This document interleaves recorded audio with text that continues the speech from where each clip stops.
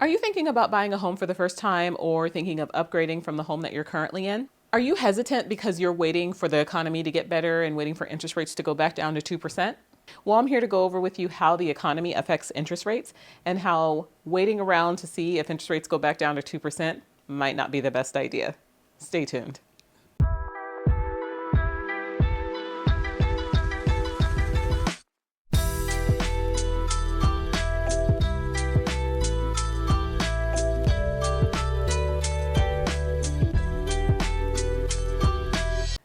Hey everyone, welcome back to my channel. Thank you so much for joining me today. Let's go ahead and get into our topic of how the economy affects interest rates. Fun topic, right? Maybe not fun, but it's definitely important, especially if you're thinking about buying a home or refinancing. Ever wonder why mortgage rates seem to be an endless roller coaster? Well, spoiler alert, it's not random. It's all about the economy and this little thing called the Federal Reserve. So here's the deal.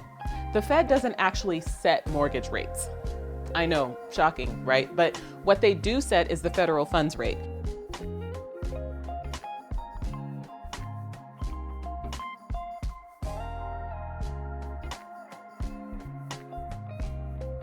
Which is like a basic ingredient in this complicated recipe that eventually leads to mortgage rates.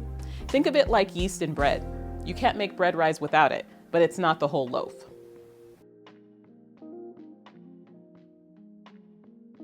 Now, what's driving the Fed's decisions?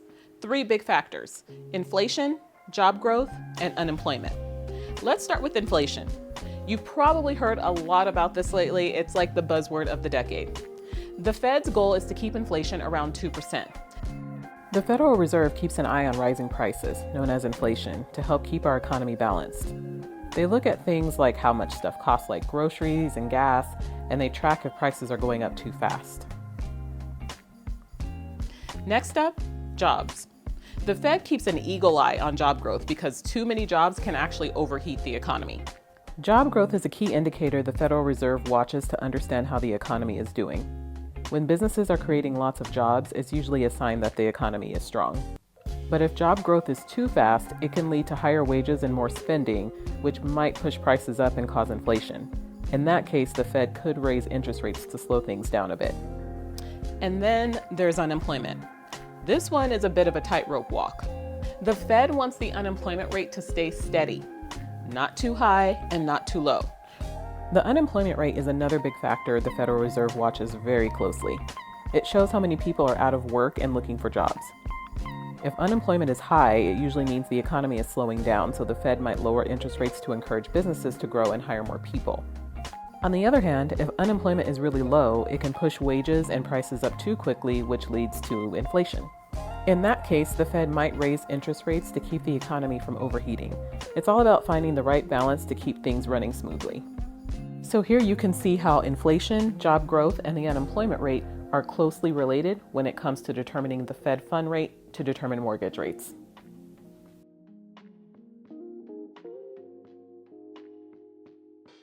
So what does all this mean for mortgage rates? Well, as the Fed continues to ease up on the federal funds rate, we might actually see mortgage rates gradually start to drop. Keyword might. The economy isn't a set it and forget it situation.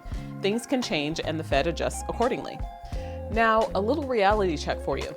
Even if rates come down, don't expect a dramatic plummet. It's more of a slow glide downhill, not a drop on a roller coaster. And keep in mind that mortgage rates are influenced by more than just the Fed. There's the bond market, global events, and even good old-fashioned supply and demand.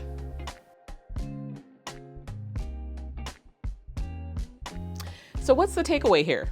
If you're in the market for a home, don't sit around waiting for the perfect rate, because it might never come. Instead, focus on what works for your budget and your long-term goals, because in the end, trying to predict mortgage rates is like trying to guess the weather here in the Pacific Northwest from day to day. Not a good idea. Good luck with that. Please keep in mind also, like I said at the beginning of this video, if you're waiting for interest rates to go down to 2 or 3%, you want to keep in mind that the interest rates that happened during pandemic times were special times, and that's not forecasted to happen anytime soon.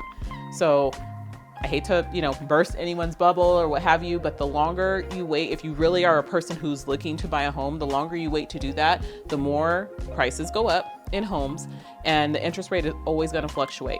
And then you always have the opportunity to refinance later after you've purchased a home if interest rates do go down and you qualify for that. So it's definitely something to keep in mind, that trying to time the market is not necessarily the best strategy, because while you're sitting there waiting and timing, home prices are just going to continue to go up 2 to 4% per year. So just something to keep in mind. All right, everyone, well, that's your crash course on how the economy and the Fed impact mortgage rates. If you have any questions, drop them in the comments down below or reach out. I would love to hear from you. And if you're thinking about buying or selling, let's definitely chat. All of my information is in the description box down below. I would love to hear from you. All right, well, until next time, take care, and I'll see you all in the next one.